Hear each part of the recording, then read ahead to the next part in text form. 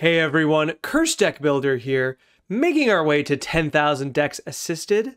And today's deck is Ayara, First of Locthwain, a mono-black aristocrat slash ETB deck, and one I'm honestly quite enamored with. This deck comes to us as our donation deck from Rinacoda. Thank you so much, Rinacoda, for supporting the channel. They say, "Hi, Cursed. I wanted to build a deck for my partner based off Ayara because she really likes the art and vibe of the card. I wanted it to be high-powered, but I've never really played aristocrats, so any ways to make the deck better would be awesome, like better ramp, draw, or drain. The deck is budgetless because it's a proxy-friendly playgroups, but I think I want to stay away from fast mana rocks. Happy holidays."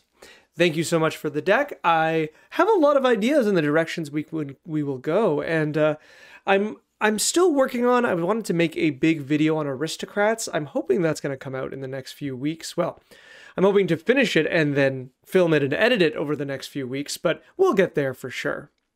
In the meantime, I'm a big fan of Ayara. I think she's a very fun commander, and I do like this art quite a bit. But also lore-wise, she's really cool. I like this idea of an evil, like, not queen, I guess she's a noble that just murders her suitors for power. Very black mana, very big fan. If you'd like to take a look at the deck list we're talking about today, or if you'd like to submit your own deck list to me so that I can make a video assisting your deck, please check the video description down below. So who is Ayara, First of Locthwain, and why are they our mono-black aristocrat slash ETB commander? Well, she's 3 black for a 2/3 elf noble. She has 2 abilities. The first one says whenever she enters or another black creature enters the battlefield under your control, each opponent loses 1 life and you gain 1 life. And then her secondary ability is to tap, sacrifice another black creature, and draw a card. So I really do like her as an aristocrat's commander because she brings, like, not just a general ability that's good in aristocrats, which is the secondary ability, but also kind of an alternative way to start winning the game, or a direction to go to with aristocrats. And I think that's really useful. Aristocrats is very much so about incremental damage, doing damage to all your opponents 1 life at a time, usually at 1 death at a time, and you're going to supplement that with a lot of different triggers, a lot of different creatures, a lot of different blood artist effects to kind of make it all work together and end up draining huge chunks of life very quickly.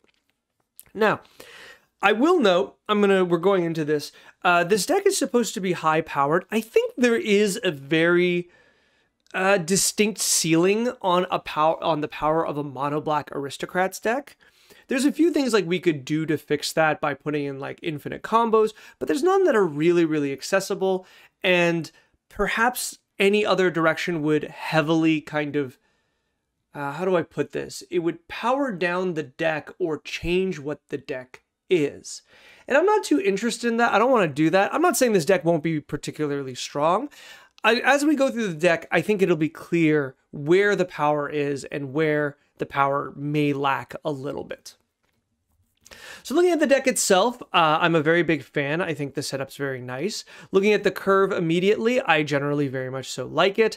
I like we're a little low on 3 mana. We could probably get lower, but we do have quite a few very powerful cards in the at that mana cost. And then we kind of trickle down to 8, where it's Army of the Damned. Now, as I was going to mention before, Ayara has 2 kind of main things to her. The main one being that we want creatures to enter the battlefield, not just die. So we're going to be a little particular, and we're going to look for cards that enable that kind of strategy. And I'm going to be honest, a lot of the good ones are already here. Grave Titan is notably a very strong version of this, and Aberrant Overlord, is also very interesting because it operates as another version of Grey Merchant of Asphodel, because it is a card that cares about devotion and then drains your opponents equal to the devotion you have. Now, it is +1 because the Aberrant Overlord comes into play regardless. It does create a large army to sacrifice later, and I do really like that. But it is notable that this is not the same as draining with Gary, because Gary will gain you 3 times the life it drains. Like, it'll gain the total life, which is really, really impressive and not something we gain otherwise, even off of our commander. So this is a little weaker. It is 2 more mana, but it is a very interesting inclusion in a deck like this. So let's look at some cards that kind of stick out at me that maybe I'm a little less impressed with. And I think the creature group is really good. I think notably, I don't know to what degree I like Chittering Witch. 4 mana to put 3/1/1. You know what? I'm saying this and I'm realizing I wanted to suggest Sengir Autocrat, and Sengir Autocrat is just worse than this, right? These both creatures come into the battlefield and make 3 black rats equal to the number of opponents you have. So, okay, maybe I don't have a problem and I can close that out. Chittering Witch seems pretty good to create 4 triggers and 4 bodies to sacrifice while being a sacrifice outlister herself. Okay, never mind. I've changed my mind on that. However, I will note, I think one of the ones that catches my eye is there's 2 main things that's catching my eye, and they're both things that are traditionally used to make a deck stronger. And these things are tutors and they are fast mana, such as Dark Ritual. And here we have like Cryptghast is something that catches my eye. So looking through Bubbling Muck, all of these cards, looking through these cards, I think there's something notable, right? And what's notable is that to what degree can this deck take advantage of these fast mana and or what would we call, I guess we should call them rituals and tutors. And this is the tricky part about it, and I'm going to suggest, maybe it's just going to be me, that it can't really take advantage of them. So let's think about our options here, right? We can think of something like Imperial Seal or where's our instance? I thought we had, there we go, Vampiric Tutor. So let's say we can turn 1 Vampiric Tutor. What are we Vampiric Tutoring for, right? Don't get me wrong, there's definitely some options. Notably, I really do like grabbing Necroponents, which is very strong in this deck. Grave Pact, which is also very, very good in this deck. Even Dictate of Erebos is particularly good, but I think there's not a lot of really clean options. The One Ring, Bolas' Citadel, both of those shine out. Being able to finish the game with an Aberrant Overlord, sure. But there's nothing that like makes or breaks the deck. And I think something that's also really notable is that that's for the first Vampiric Tutor. What happens when you then draw Demonic Tutor, and then Diabolic Intent, and then Grim Tutor, right? I'm just going to suggest one of the, and this is probably a bit of a spoiler from the future Aristocrats video, one of the things that makes Aristocrats such a strong strategy is the sheer redundancy of the pieces, right? Like Blood Artist, if we think of a Blood Artist trigger that is on death, on a creature death, there is a drain effect. Well, there are so many different versions of this in our deck. We have ones that even work in strange ways, such as Veto, which acts as a doubler to both our commander and any other drain effect, because every time we lose, every time we drain, we gain a life, which allows us to drain again. Well, not drain, just cause someone to lose life, creating just even more damage, right? We have so much redundancy in these kind of abilities that it starts being kind of foolhardy to tutor for them, because think about it like this. Vampiric Tutor is perfectly fine. Diabolic Intent, also very, very good. But let's think about things like Grim Tutor, right? Grim Tutor is 3 mana and 3 life to draw a card. Now, it's a little better than that. We know that. It's tutoring a card. However, let's do a comparison.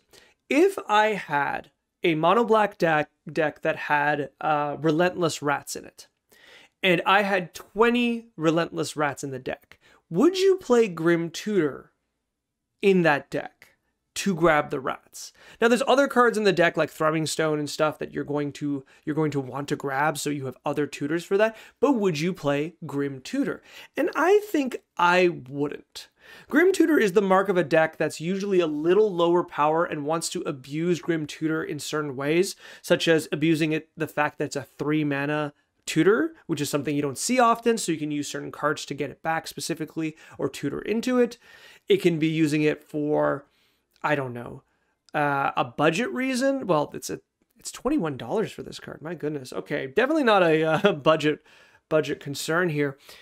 I would say like this is just clunky, right? This is like the same cost as an aristocrat you'll be casting, except for you've added 3 to it, so you need like 6 mana, 5 mana to cast it. Whereas if it was just another aristocrat effect, of which I'm going to suggest some, of course, you know, we'd be a lot happier just being able to grab that card, right? Just play that card in its place in Grim Tutor.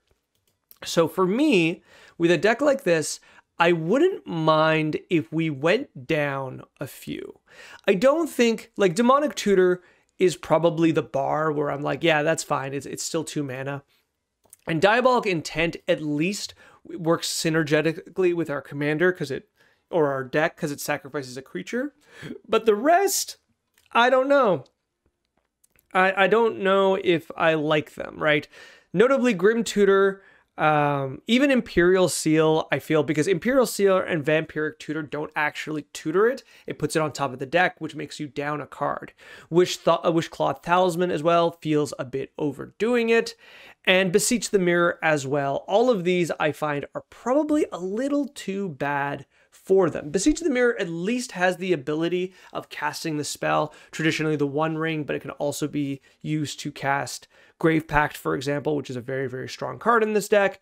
So with those in mind, I think they're like the options are there. However, I think there's too many. Also, Scheming Symmetry would be another one. I really, really like Scheming Symmetry, but I just don't think it belongs. Like, Scheming Symmetry is fine in mill decks, other decks that are political, or decks that like really want to use that first tutor like Scheming Symmetry does, like early game as well. But this deck just once again does not need to do this. It's another put the card on top of your deck. You need to draw that card, which your commander does do. And that is notable for at least Imperial Seal and Vampiric Tutor. You can use your commander to draw it, but that's so many hoops to jump through, whereas I think you'd just be happier if it was just a non-tutor card. They will also slow down the game a lot because, once again, there's not a very clean tutor to do, so you got to pick between 5 cards every single time. You don't have an infinite combo. I just find them a bit much. Going to fast mana, I feel somewhat similar. Like, don't get me wrong, Dark Ritual, great.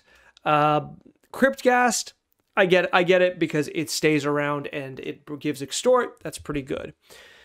But then we start going into the other ones. Culling the Weak, Song of the Damned, Bubbling Muck. I think we're getting to the point that we don't need that much mana, right? We don't really have mana troubles. Our curve is low. Our curve is pretty good. We have Arcane Signet, Soul Ring. Notably, we have Phyrexian Altar. We have Bontu's Monument. We can put Jet Medallion, which I would say we should put in Jet Medallion. These are cards that will help our deck function, and I don't really think we need the fast mana that much. It's also notable because, like, the thing I'm always going to say is, like, what are we fast manaing into?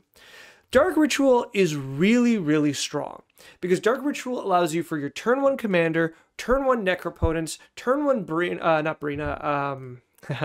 Braids, different BR. Turn 1 Braids, which if you watch that game at MTG Mutsta that I played with Ashnod, you've seen that a turn 1 Braids Arisen Nightmare is really, really strong. However, here's the thing, that that's kind of where we end the list, right? So the rest of them are higher mana. So for example, Culling of the Weak requires a creature, so we can't do that first turn. And at least Culling of the Weak can get us to like Grave Pact, and Phyrexian Grave Pact, Dictate of Erebos, those kind of cards. However, once again, we don't desperately need that kind of mana, right? Like, what are we ramping into? If we look at all of the other pieces, like, for example, Grey Merchant, we don't want to play this until late game. Aberrant Overlord, we don't want to play this until late game. Grave Titan's okay because we're going to get more triggers, so even if our commander's not out, we're still happy to cast that, so that's a nice exception. Kirk's a nice exception, but like Plague of Vermin, I don't think we particularly want that early because it's symmetrical, and we'll get back to that card in a bit. And likewise, like, our reanimation spells won't be ready, right? There's a lot of cards, like, there's just not a lot of cards we want to fast mana into. They feel strong when you get to cast them early, but they're not that disruptive. If we were playing cards like Bottomless Pit or Oppression or Painful Quandary, which getting them out early can make a big, big difference in the game, then yes, I agree. There is an extent that it is very, very good to have like a Dark Ritual into that card ability, but we're not playing cards like that, right?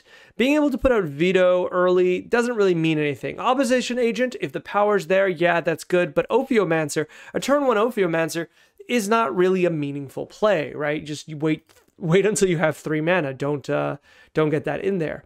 God Eternal Bontu, once again, another card that we do not want to put out early. Okay, I'm not going to go through all the cards and say the same thing over and over again.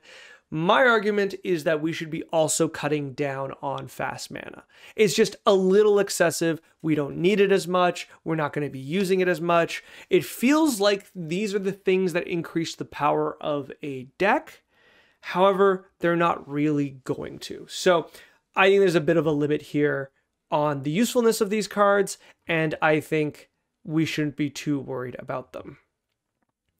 Likewise, I do note that we are playing fetch lands, and I don't think we need fetch lands, right? They only grab swamps.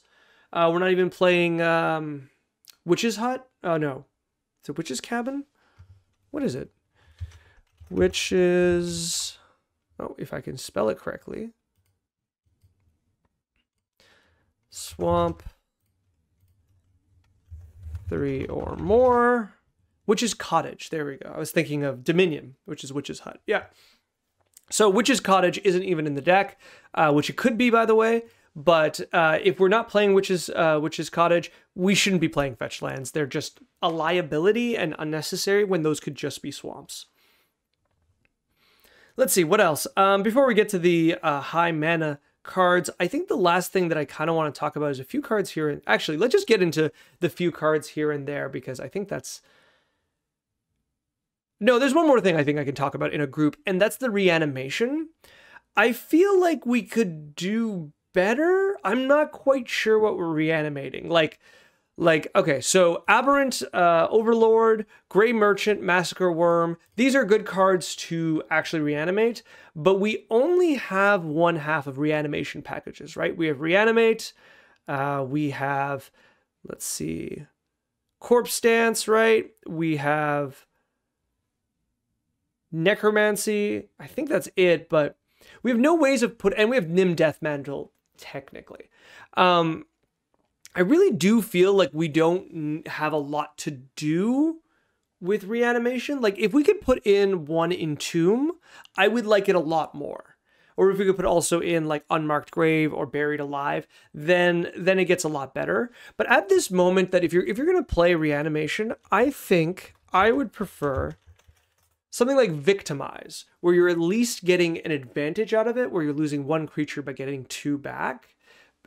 This also grabs our big stuff as well, right? But at the same time, like, right now, going that 1 card for 1 card combo to get some of our cards back, we just don't have a lot of cards that are really going to get that advantage back for us outside of, like, a few of our really strong cards.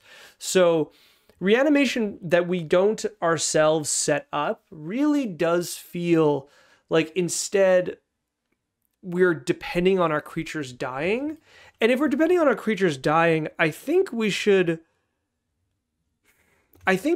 be doing is playing things like Undying Malice, because I think it's just going to go a lot better. Because the mentality that I'm having here is this, right? We are playing the idea of the way we put our creatures in our graveyard is by having them on the battlefield and sacrificing them, and then we can reanimate them later. Don't get me wrong, cards like Reanimate, Animate Dead also target our opponent's creatures, which is very notable, but not all of them do.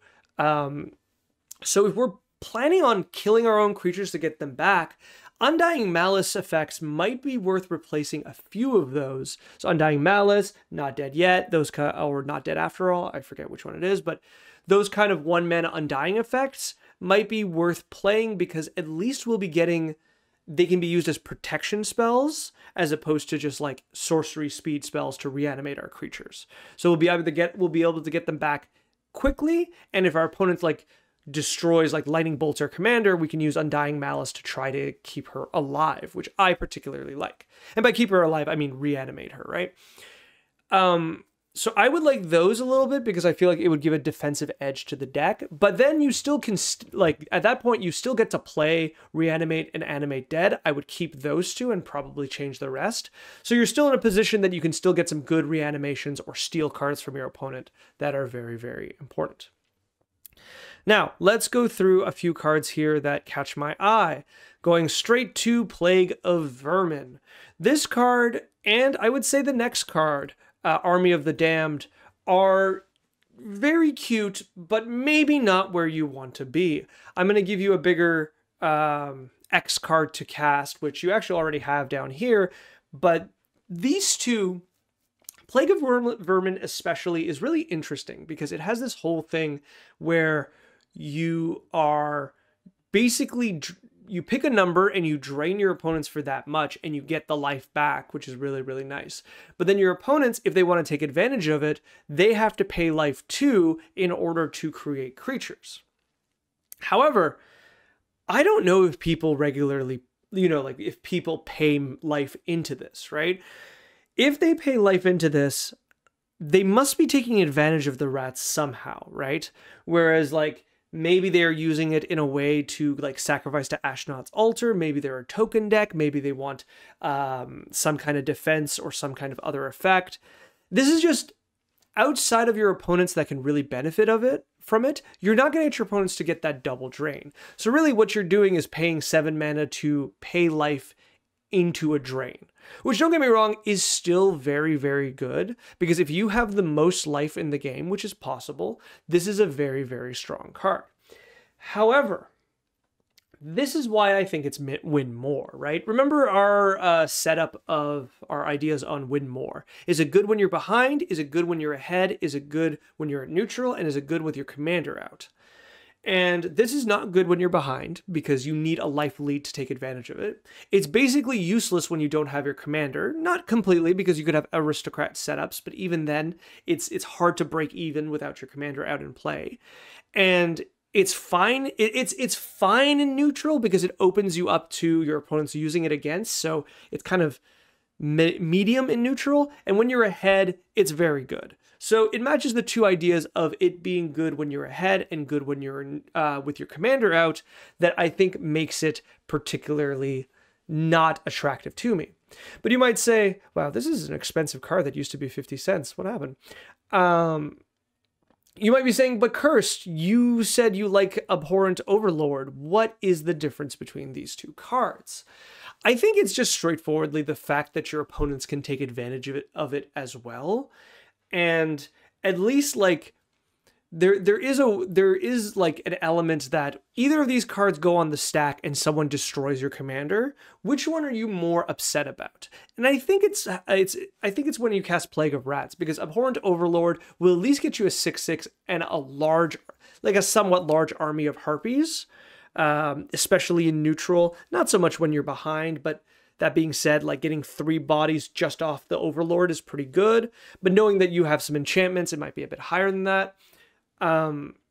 Whereas if you lose your commander before Plague of Rats, Plague of Vermin resolves, then you're going to be in a really awkward situation, because yes, you can pay a ton of your life to get a bunch of 1/1s, and they'll be really good blockers, but they don't have haste. This is sorcery speed, and you're opening yourself. They don't even have flying, which the Harpies do.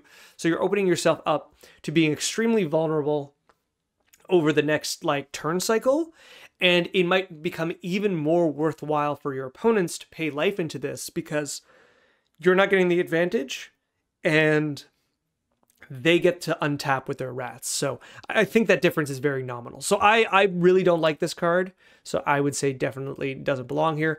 Army of the Damned is just a little too cute for me. It's only 13, and the creatures come in tapped. Yes, you get to drain the whole table for 13, but at 8 mana, that's a lot. I recognize part of the fast mana is to get to this card, but even then, I don't particularly like it. The 10 mana for it is even worse.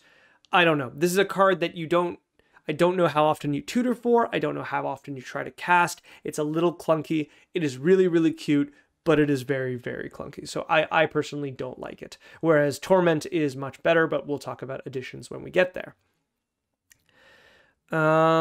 Snuff Out is also kind of on the chopping block for me, and it is a free removal spell. If we're playing free spells and we're proxying, why don't we play the, I actually don't know what it's called, the if your commander is out, exile target creature at 4 mana. Like, we should just play that instead, right? I just think the 4 life is rather relevant here, because you're going to be getting a lot of pressure, and especially at higher power levels, and the life you're going to be losing off of a lot of your cards does add up, and Snuff Out is notably it's a lot of life. It's not Dismember, because at least Dismember you could pay mana into it if you have it, and it's 4 mana if you don't want to pay the 4 life. I think, and it doesn't even destroy black creatures. I think this is too much. I'd rather just grab that card that you can cast with your commander out, or grab Dismember even is probably better. Going into artifacts, Nim Deathmantle.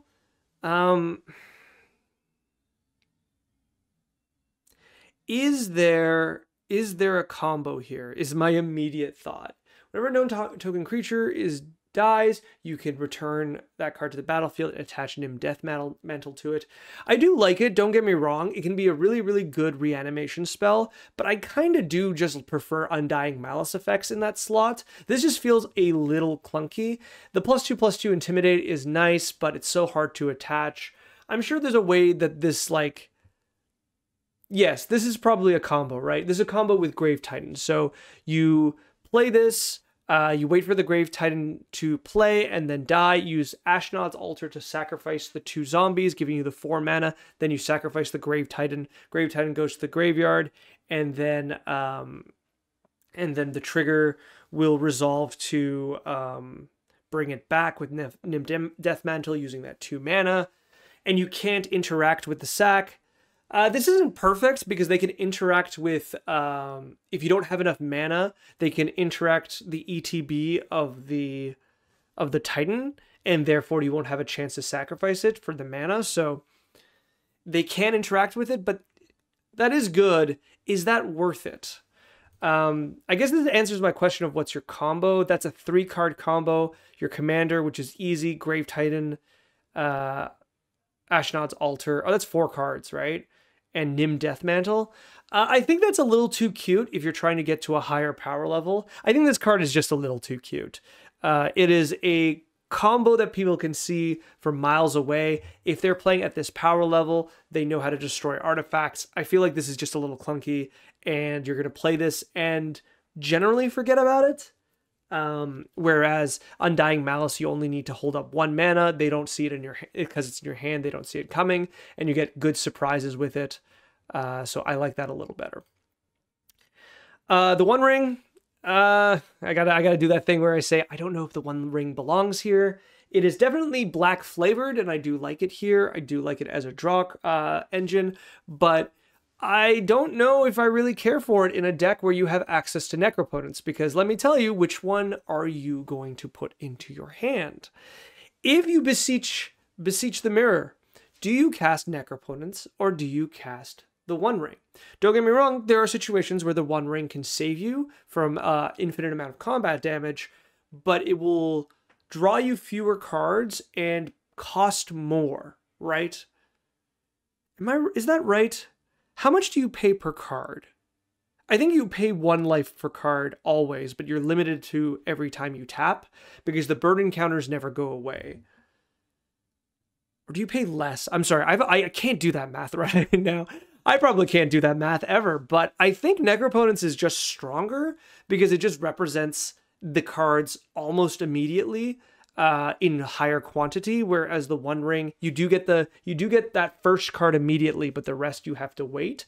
So if you're drawing, like, maybe the idea is if you're paying like 15 life, which I like to do into Necropotence, Necropotence is just really, really good for that. Whereas if you are just kind of ahead of the game, you get the ring. But then why would you get the ring? I think you still get Necropotence. Okay, so I don't particularly like it with the other options that are there, but I wouldn't fight you for keeping it in. Bolas' Citadel is great. I think the rest are good, and the last one I have to talk about is Mortuary. So the idea is that you use this, and then you immediately, so you sacrifice the creature, it goes onto the top of your deck, and you draw it with Ayara. I don't like this, and there's a few reasons I don't like this. The first reason I don't like this is that it stops you from drawing into answers with your commander, and I think that's notable. I think it's also with Dark Prophecy, where if it's a non-token card, Dark Prophecy will just draw you that same card over and over again, stopping you from being able to dig through your deck. Now, I see the perks of it because you get to do cute things where you get to keep casting the same cards. If you have like Blood Pet, maybe that's an infinite combo. If you have Dark Prophecy, Blood Pet, and a Sack Outlet, that's an infinite combo that works with.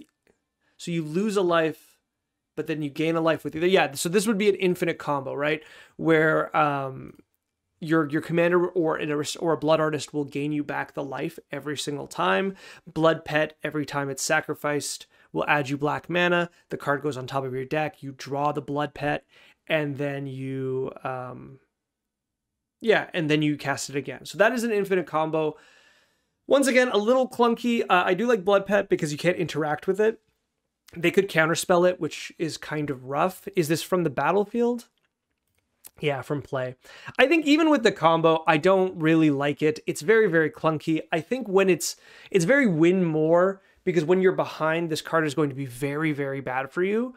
And even when you're not behind in neutral, I think it's going to make it tricky for you to advance your game plan, because in certain situations, you're just going to keep drawing the same cards over and over again without feeling like you're getting ahead, which I think that outshines the dream scenario where you think about how you're just going to keep cycling Gray Merchant over and over again. Like, that feels good, but that's a very small amount of the time when you have this card. So I personally would cut that. All right, we've gone over, I think, most of the deck enough. How are we on time? Yeah, so this will be fast. I have a bunch of cards I want to suggest, but they're going to be fast because I think a lot of them are very straightforward. There are about 3 different kinds of cards I'd like to add. There's specifically 2 cards that interact with Ayara's creation or ETB ability, and then there's some removal, then there's some aristocrats, and then some bonus. So let's start with the ETB. Both of these are 5-mana cards. Endrek Sar, Master Breeder, is a boring card. Honestly, this is a card I saw a lot of when I was first starting, but here is a place where it shines very, very well. Endrek Sar says whenever you cast a creature spell, you create X 1/1 black thralls. X is the spell's mana value, but when you have 7 or more, you lose Endrek Sar. So this is a kind of a balancing act where you want to keep, this is the art I'm used to, but you want to keep a certain number of thralls. Oh, they're just so weird looking. You want to keep a certain level of thralls before they kill the breeder. So you want to try to keep them under 7. Obviously, when you control sacrifice it, I wonder if you reduce with that trigger on the stack. Once it triggers, it won't trigger again as long as the ability is on the stack. If the ability is counter, the trigger condition is still true.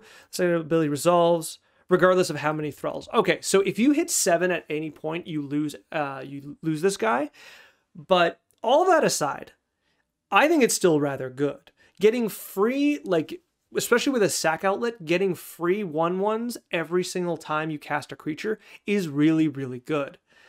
That being said, this isn't very good in neutral. This is only very good when you're kind of ahead or behind when you can create a bunch of blockers. So I'm a little less big on it, but I think it's notable because the sheer amount of bodies, especially if you have a sack outlet this creature can create, is very, very notable.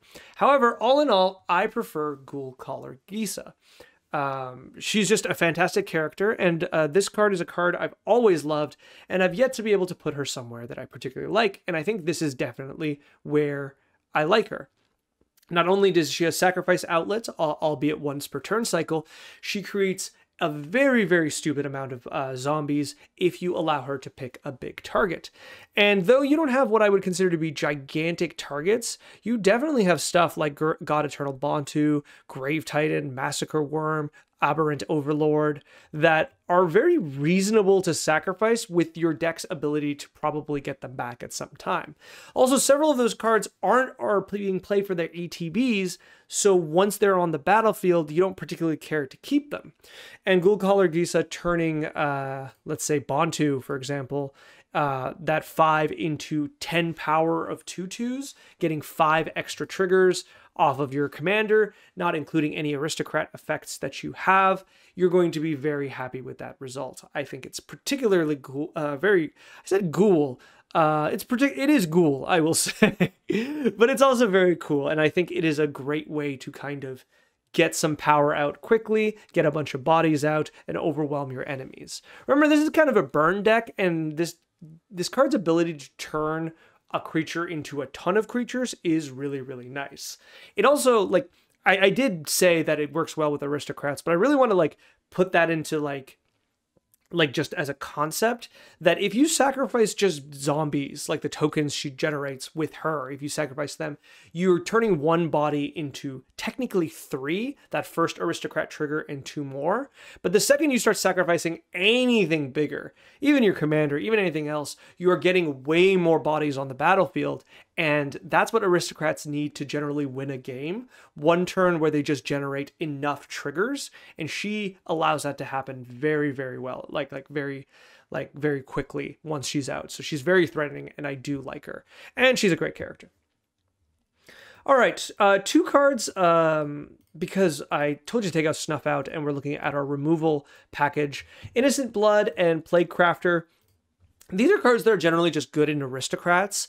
They work really, really well with Grave Pact. They work really well with the creatures you want to sacrifice. And they're just generally strong, especially early on when there's just not a lot of creatures on the battlefield, where you have a pretty high chance of removing your opponent's commander or other relevant cards. Now, I've said it before, I'll say it again. These cards, I'm using Plague Crafter as a stand-in here for all of the other 3-mana versions of this card. Demon's Disciple, I believe, is the second strongest after Plague Crafter. And then after that, you can do anything from, like, what is it, the Orcish Axe Person? I'm not quite sure. The Orc, my goodness, the Flesh, the Ball of Flesh thing from Grixis. I can't remember any of them, but they're 3-mana ETB, each player sacrifices a creature. And the more you play, the stronger they get. It's going to be up to you to decide exactly how many you have in there. But if you can go like 2 or 3 turns of casting these over and over, or if you could play like Plague Crafter, reanimate the Plague Crafter, and then like play Innocent Blood, like you are putting significant pressure on your opponent's board states while doing the thing your deck wants to do. You're ETBing creatures, and then creatures are dying. So I find them to be very, very strong in this kind of deck, and they work really well with the setup that you have. I'll leave it up to you to decide how many you're going to play. Obviously, some are better than others, and I wouldn't play more than probably 3 or 4 total, but it's definitely a strong card in your toolbox, let's say, that you should be taking advantage of it. Going back to the classic idea of aristocrats, I think we have one right here that needs to be in the deck, nice and easy, is Carrion Feeder. Now, Carrion Feeder, I'm just going to type out another one. Carrion Feeder is just always good, as we know that Carrion Feeder is an instant sacrifice outlet that costs nothing. We have Viscera Seer. We also want Carrion Feeder. We just want 2 copies of this ability. Ashnod Altar is another copy, and if you wanted, you could play like Woe Strider or something for another one. I think that's all we have, just looking at a glance. Yeah, whereas everything else has a cost to sacrifice, or can only be activated like once a turn cycle. Carrion Feeder is just there to be your friend. Very, very good at ending games. Not just because it gets very big, but there's just going to be a lot of situations where, for example, you're able to have your commander out, able to have a Blood Artist effect out, and then you, successfully resolve like Aberrant, what is it called again? Aberrant Overlord, and you get like, what, a ton of Harpies, and then immediately Carrion Feeder can start eating them in order to get your death triggers off your Blood Artist. Very, very good. Just finishes games right away.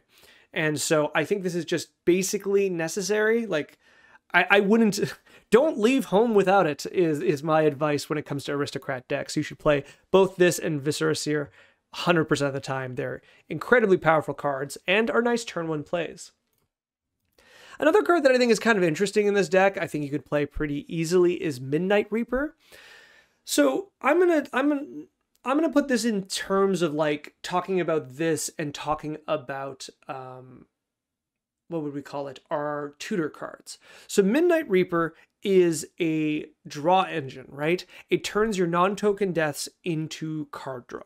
This is very much so like our Dark Prophecy card, except it doesn't go off non-tokens, so there is a limit on it. But this kind of card is just really, really nice to have as an extra copy, because every time something dies, if you have this and Dark Prophecy out and you sacrifice Bloodghast, that's you're up a card, right? You're up 2 cards, technically, because you can bring back Bloodghast really, really easily. And you're really, really happy with the results, right? Like, you're getting ahead, you're losing a bit of life, but when you return Bloodghast to the battlefield, and maybe that's the reason why the fetch lands are here, because it triggers Bloodghast twice. I don't think that's sound, but it could be. Once you bring back the Bloodghast, you've gained back the life, like half the life that you've lost to draw those cards, and you're just getting ahead really, really quickly. Whereas a tutors only gets you 1 card, and it's going to be a very important card, but this is a deck that functions a bit like an engine at times, and when you're in engine mode, you want to get as many of your pieces down nice and fast. Speaking of pieces, notably the one that's missing is Bastion of Remembrance. When we play Aristocrats, we definitely want the Bastion. It's probably one of the strongest ones because it's very hard to interact with in terms of like, you know, it can't be destroyed by board clears. People have to target it specifically. And since you get at least a 1/1 out of it, it's kind of a card that your opponents are going down because they're going 1 for 1 in a 4-player game, usually to destroy it. If they're using like, you know, Beast Within or something, you're getting something out of it. Like, it's very hard for your opponents to profitably trade with this card. So it's usually left alone. And it represents such a large amount of damage by itself. So I really, really like it. I like that it creates a 1/1. Just generally, it's good to have this, and it's pretty essential in my mind. Then I have 2 more Blood Artist style effects. Vindictive Vampire is, once again, one of those cards that doesn't feel very fun to play. It's a 4-mana creature that does nothing on ETB. However, it is a Blood Artist, or better to say a Zulaport Cutthroat effect, where it will drain each opponent every time a creature dies, which is exactly where you want to be. Remember, a big thing about these Aristocrat decks is that you want these abilities several times. You get the Blood Artist, you get the Zulaport Cutthroat, and Vindictive Vampire all out, and then every time a creature dies, the whole table gets drained for 2, and then you have 1 additional one you get to point anywhere. And like, turning your creatures, making them more and more valuable deaths by using more and more of these cards makes the ability stronger and stronger until you get to a number where you're just going to win in one go. So having more of these cards is very, very important, and just having an extra copy of the effect makes the deck more and more redundant as well. Last one is Sir Conrad the Grim. Of course, Sir Conrad is probably the best version of this ability, with the cost of it being him being 5 mana. But Sir Conrad straight up just says, hey, anything dies, or anytime a creature goes to the graveyard from anywhere, or anytime a creature leaves your graveyard, Sir Conrad deals 1 damage to each opponent. Notably, you do not gain life off of Sir Conrad, which is a little upsetting, but Sir Conrad just represents so much damage. He is a mana sink, just a very, very strong card that, like, usually when he's out, alarm bells start ringing to your opponents because they're going to probably start losing a lot of life very, very quickly. Playing this and then having someone play a board clear, or you playing your own board clear, is just incredibly powerful because you could be draining the table upwards of 12, 15 life with just this 1 card. All right, so my last 3 cards are cards that I think, because we said there's no budget, are worth playing.